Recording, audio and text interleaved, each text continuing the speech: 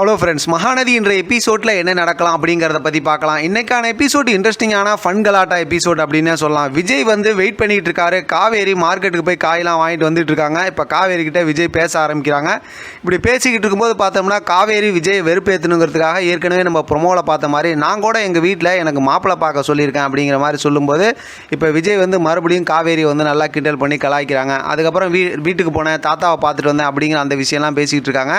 அப்படி பேசிக்கிட்டு இருக்கும்போது பார்த்தோம் அப்படின்னாக்கா வெண்ணிலா நல்லா இருக்காங்க, நல்லா இம்ப்ரூவ்மெண்ட்டாக இருக்காங்கன்னு சொன்னதுமே இப்போ காவேரிக்கு கோவம் வந்துடுது.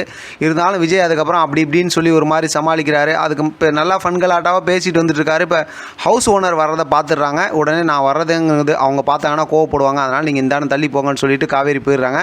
ஆனால் ஹவுஸ் ஓனர்கிட்ட போயிட்டு விஜயை பற்றி நல்லா இல்லாதும் பொல்லாதுன்னு சொல்லி அவர் ஒரு மாதிரி அவருக்கெல்லாம் நீங்கள் உங்கள் சொந்தத்தில் பொண்ணு பார்க்காதீங்க அப்படிங்கிற மாதிரி சொல்லி கிண்டலுக்காக சொல்லிட்டு போயிடுறாங்க. ஹவுஸ் ஓனரும் அதை நம்பிக்கிட்டு விஜய் அப்படி தானோ அப்படிங்கிற மாதிரி யோசிக்கிறாங்க. விஜய் அங்கே தூரத்துலேருந்து இதெல்லாம் பார்த்துட்டு நம்மளை பற்றி ஏதோ போட்டு கொடுக்குறாங்கன்னு சொல்லி அவரும் அப்படி கிண்டலாக போயிடுறாரு.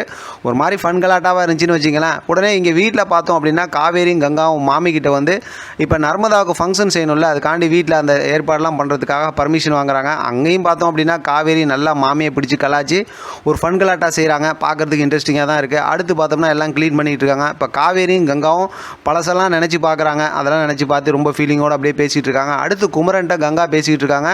இப்போ நர்மதாவுக்கு என்னெல்லாம் வாங்கணும் இந்த ஃபங்க்ஷனுக்கு அப்படிங்கிற விஷயத்தை பேசுகிறாங்க. அவங்களுக்குள்ளாரையும் பார்த்தோம்னா ஒரு எமோஷனலான ரொமான்ஸ் மூமெண்ட் நடக்குது.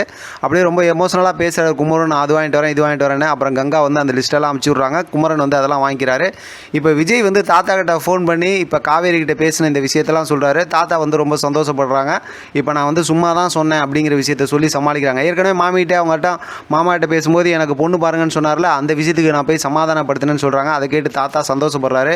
இருந்தாலும் இதெல்லாம் போய் நீ சொல்லி சமாதானப்படுத்தினா காவேரிக்கு அதெல்லாம் தெரிஞ்சிருக்கும் அப்படிங்கிற மாதிரி சொல்லி பேசிக்கிட்டு இருக்கிறதுக்காரு. அதுக்கப்புறம் உங்களை பற்றி காவேரி விசாரித்தாங்க அப்படிங்கிறதும் அதுக்கப்புறம் ஃபோன் பண்ணுறேன்னு சொன்னாங்கிற இந்த மாதிரி சந்தோஷமான விஷயம் பேசிக்கிட்டு கடைசியில் விஜய் சொல்கிறாரு, நான் ஒரு தேவையில்லாத வேலை பார்த்துட்டேன் தாத்தா அப்படிங்கும்போது என்னப்பா பண்ண அப்படின்னு கேட்குறாரு. அப்போ பார்த்தா எல்லாம் சொல்லிகிட்டு இருந்தேன். கடைசியில் வெண்ணிலாவும் நல்லா இருக்காங்க, நல்லா இம்ப்ரூவ்மெண்ட் இருக்குது அப்படிங்கிற விஷயத்த சொன்னேன். காவேரியோட முகமே மாறிடுச்சு அப்படின்னு விஜய் சொல்கிறாரு.